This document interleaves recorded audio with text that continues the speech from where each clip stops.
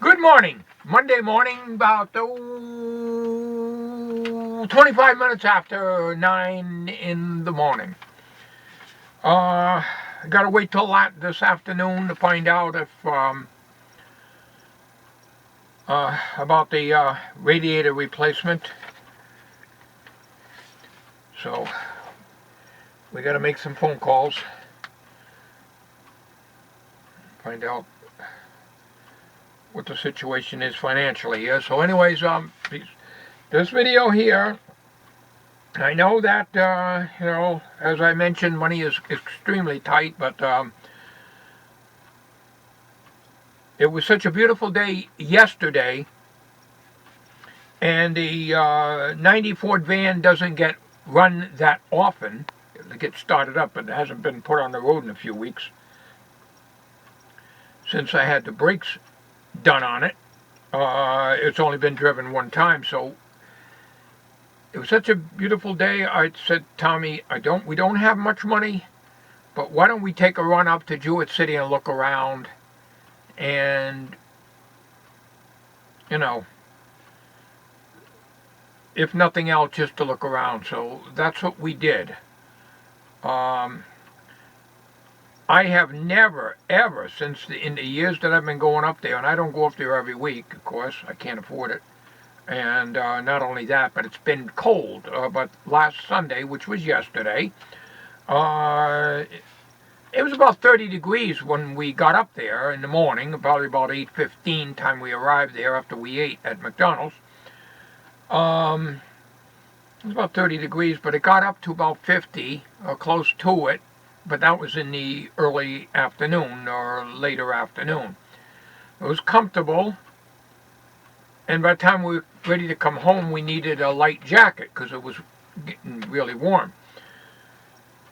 Tommy bought one DVD, but as I started to say, I have never, in the years that I've been going up there, seen so many vendors. I was told there's 55 vendors up there yesterday. Never been that much. Usually it's about 8 or 10, 12, maybe 15, 20 at the most. They were all over where they usually are, all the way around the side of the building, all the way around the back of the building. I had to park in the way, way in the back. There was vendors all over the place.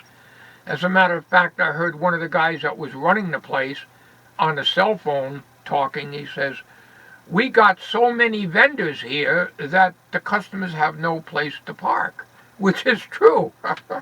But we found it, and we took the 90 van because the radiator is still leaking, of course, on the minivan, and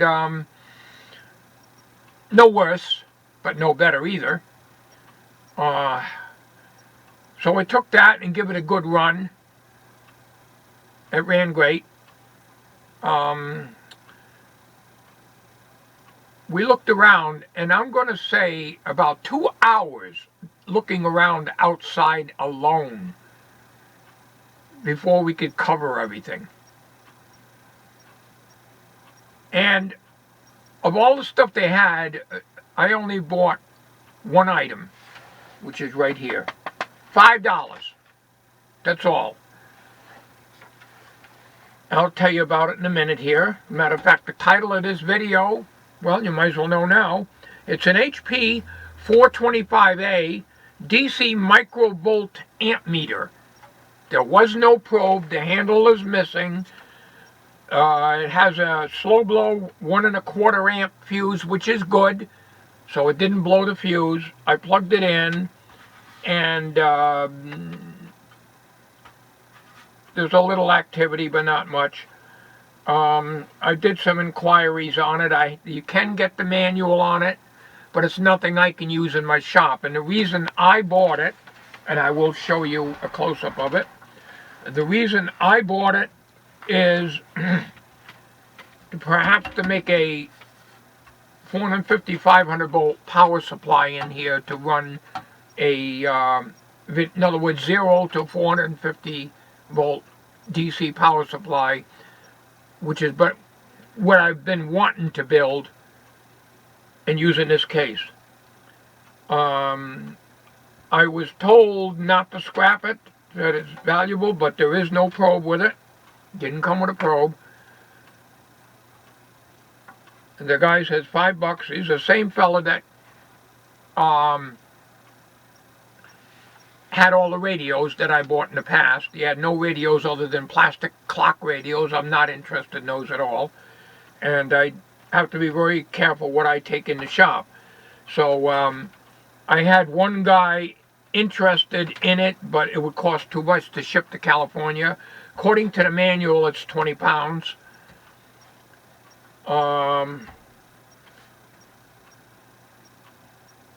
I will plug it in and show you in a little bit here. It doesn't do very much. It's nothing I need. I don't need. It'll measure very, very low current and very, very low voltages. So there's nothing that is needed in the shop.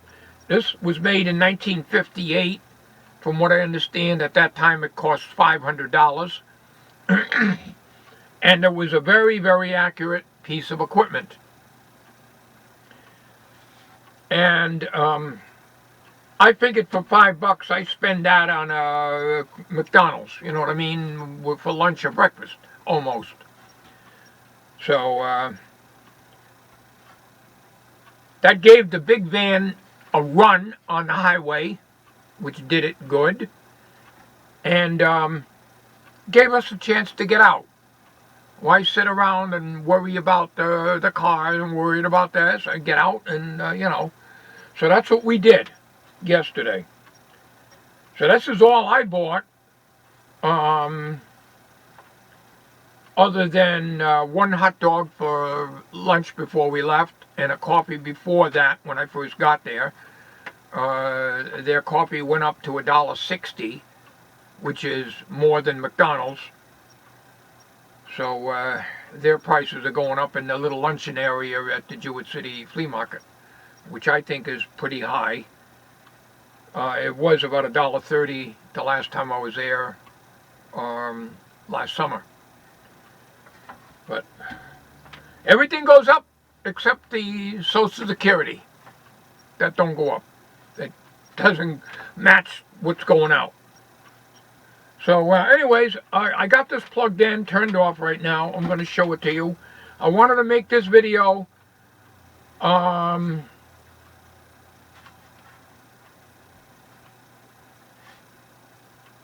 in addition to, before I scrap it, the reason I'm making this video for parts, it does contain 4 or 5 tubes, according to the service manual on this and the pictorial. It's some kind of a chopper circuit. I don't understand that stuff at all, so I'm not. If you look up the manual for an HP 425A DC Micro-Volt Ammeter, there is a manual you can download, which is pretty good quality on this.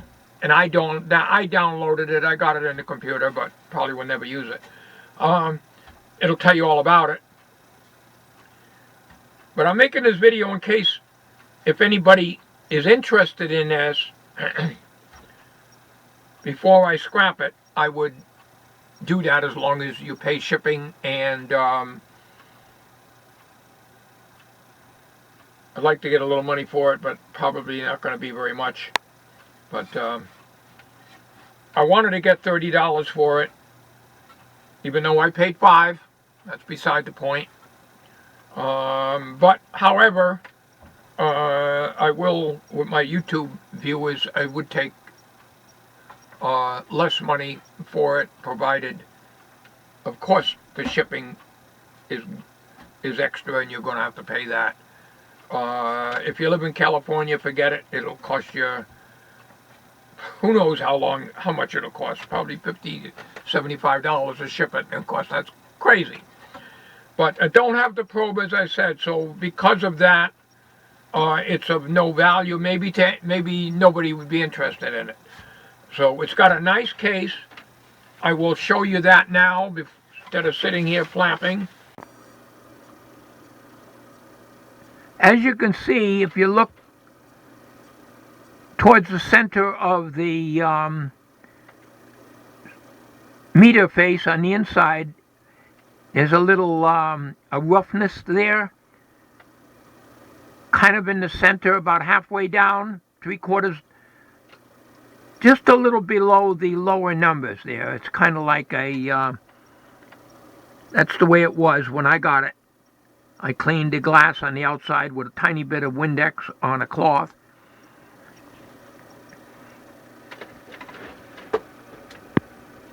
I hope this is in focus.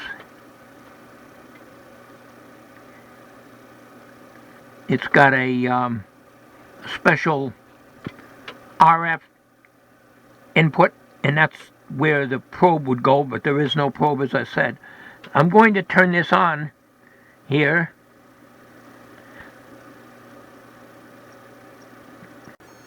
Okay. As soon as I turn it on, the meter goes all the way to the left.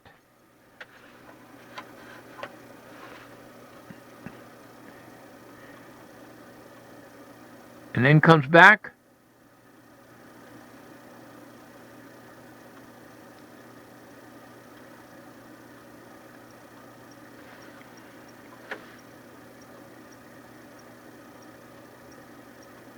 And there's a 0 adjustment here.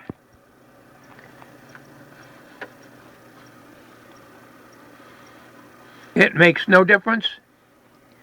There is a volt and current switch here. Makes no difference.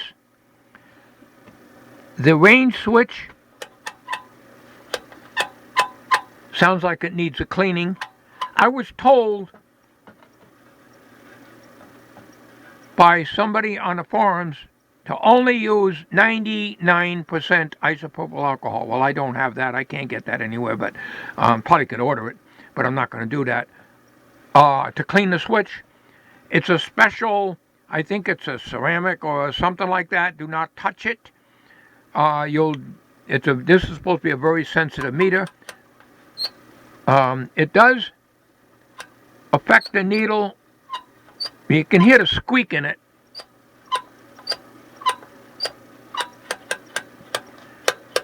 So I don't want to spray it with the oxide. I have not opened this at all. And if I scrap it, that's a different story.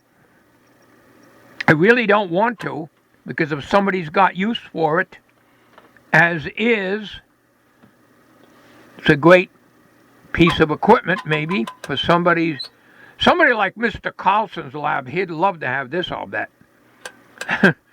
But you can see the right in through here, you got like a very rough area, like the water got in it. Now, when I got this was sitting outside on the bench with a bunch of other stuff at the Jewett City Flea Market yesterday. So who knows how this guy takes care of stuff? I don't know.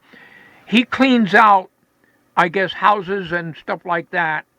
And he was telling me that the market's going to be flooded, that's his words, with vintage equipment, because the state of Maine, there's a highway going through, and there's going to be a lot of old houses with all vintage equipment. So he told me that's going to be coming out. So I guess him and his wife are going up there soon, I guess. And from what I understand, I don't know anything about the highway or anything, but that's what he was telling me. There's going to be more stuff, so who knows? But I don't want any more stuff in this shop. I ain't got no room. What I'd love to do is get a Hickok tube tester. That's what I want to get. I'll make room for it. But anyways, let me show you the back of this thing. As you can see, the cabinet is kind of scratched. Missing the handle, of course. You got the two riveted, looks like rivets, that are holding the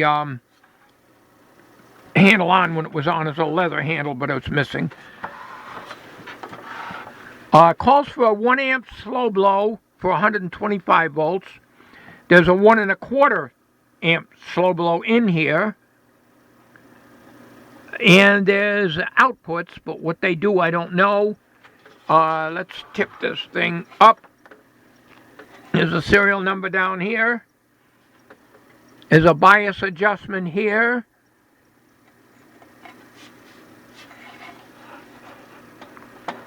And the cord is in good shape.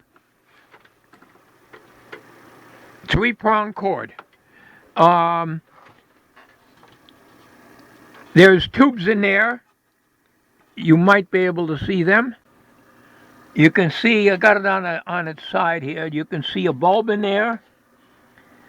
From what I understand, there's a motor in this, but if there is, it's not running. Dead silence. What you're hearing is my heater down there. And it's got a little stand on it. See?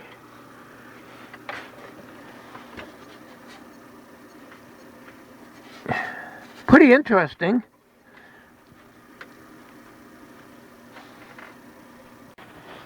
All right, so we got it up on the stand here.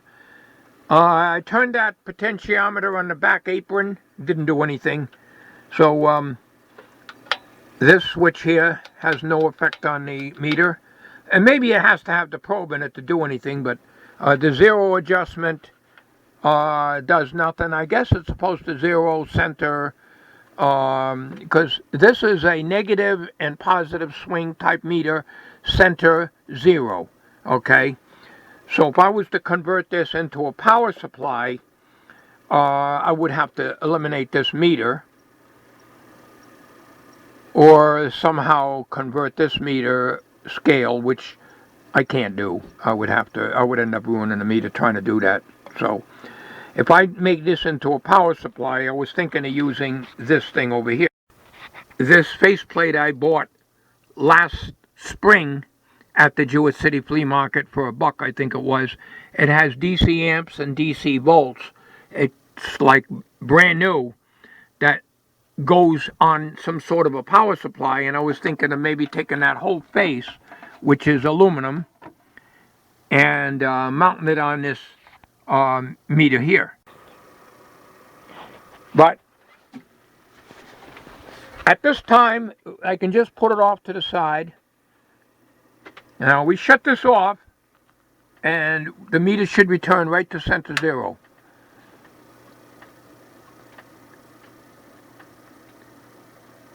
There it goes. So we know the meter movement is fine. Like most meters, they sit at 0 over here or sometimes over here, but most of the time the left side. This is center 0 right here.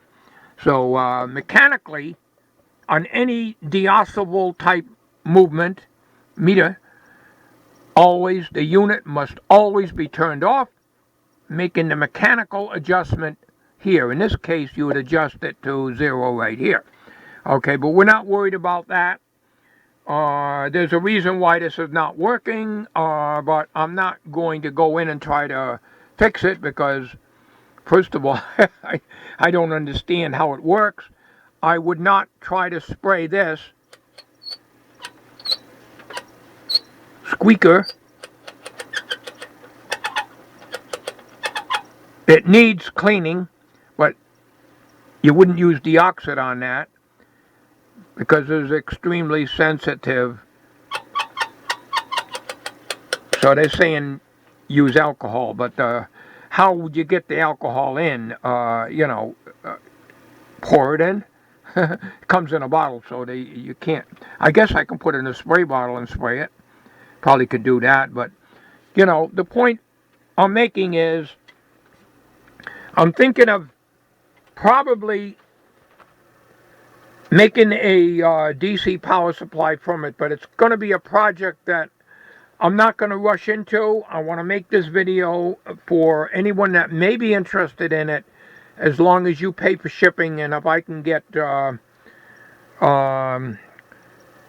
say $20. I have it advertised for 30, but $20 plus shipping. That'll cover my troubles of going through things and everything. You never know. Maybe one of you guys might have this and may have the Pro, but it maybe your meter's no good. Well, we know the meter's good. I just showed you, so that I know is good. The power transformer is obviously good. I see some of the tubes lighting in there. I do have the manual on it on PDF format, but you can get that too. Anybody's interested in it, just express your interest in the comments. Okay, folks. Thanks for watching. Have a good day.